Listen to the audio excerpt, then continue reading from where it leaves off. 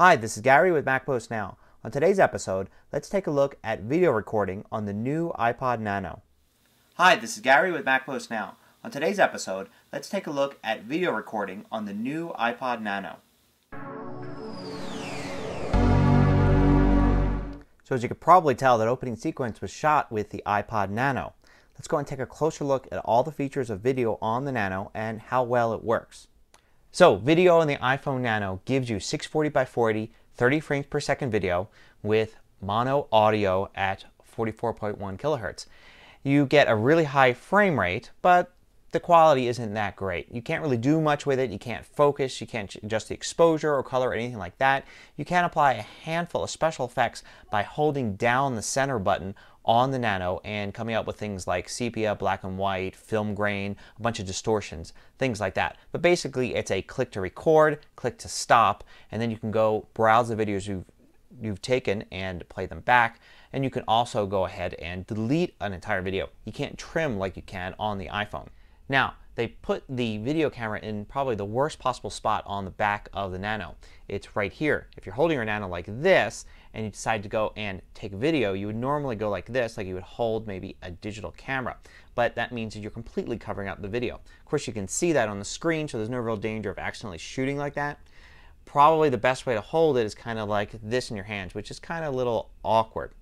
Also, it's small size, and the fact that you hold it in your fingers like this means you're going to shake it a lot. So you could really use some image stabilization. It doesn't have any. Of course, you can use the image stabilization feature in iMovie. Another thing you should know about recording video is you can record in any orientation. So you can record like this, which seems the most natural. You can also go ahead and record vertically, although I'm not sure what you would do with vertically recorded video. You can even turn it completely upside down if you're more comfortable holding the camera this way, and then you can hold it that way, and you can actually use the controls over here. You know what orientation you're filming at because the little time indicator on the screen will actually always be at the top of the screen. So as you turn it, you see the time indicator change where it is on the screen. So you know that the Nano is at least recognizing that you've turned the camera. Now the microphone is actually right next to where the camera is. And I guess it's a fairly decent microphone. I mean, what can you really expect from a little tiny pinhole mic built into the body?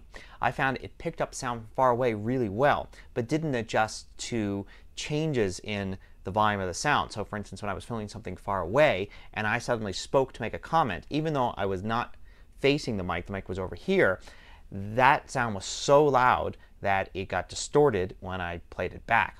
So it's probably best that you either just simply record what's in front of you for the audio or record yourself like this and keep a kind of constant volume.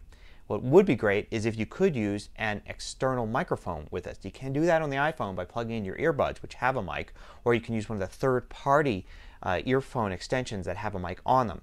None of those work here on the iPod Nano. Perhaps this is something they could fix in a future software update, but for now it definitely doesn't work. You're stuck using the microphone in the body at all times. Of course, the biggest disappointment about this camera is that it's video only. You cannot take still photographs. Even if you wanted to actually capture something from the video, you could do it. You could open the video up, say, in QuickTime and go ahead and take a still from QuickTime. But keep in mind it's 640, 480, and the individual frames are not meant to be stills, so you're probably going to get a little bit of blurriness there if you try to do it. Could be fine for, say, taking a new Facebook profile photo, but not for anything that you're going to want to keep, and definitely not for something you want to print out. To transfer video from your iPod Nano to your Mac, you can do it in several ways. It works through iPhoto. It also works through the image capture utility, and you can also go ahead and open up the iPod Nano as a hard disk and look in the DCIM folder, and you'll find all the .mp4 video right there. Another problem with this as a video camera is I found out that the glossy screen here made it very difficult to shoot outside. Now let's compare some video. Now, the natural thing to do is compare the Nano to the iPhone 3GS, which has a 3 megapixel still camera in it that it's using then to create video. Also, comparing this to the Flip Mino kind of makes sense as their competitors. If we compare all three together, we can see that, you basically have similar quality. It's very subjective which one's better. I think the Mino actually had the better colors of all three of them, and I think the Mino was probably the best in overall picture quality. The iPhone 3GS though could sometimes be pretty good as well. The Nano I think clearly was the third best out of all of them, so probably not something you want to use at all for anything professional, and probably not something you want to use to, say, replace a camcorder or other device for something important, like, say, filming a wedding or an important event. But for taking casual family videos, of course, the iPod Nano is just fine. One neat thing I was impressed by was how the Nano focuses, or doesn't even focus. If you notice here, I'm walking from far away and I'm coming right up to an object, and it keeps everything in focus just fine the entire time, basically having everything in focus no matter how far away it is or close it is. Now on some camcorders I've owned, you can actually see the camcorder refocusing as you change the distance from the subject. So it's kind of nice to know the Nano is basically just a don't worry about it kind of thing when it comes to focus.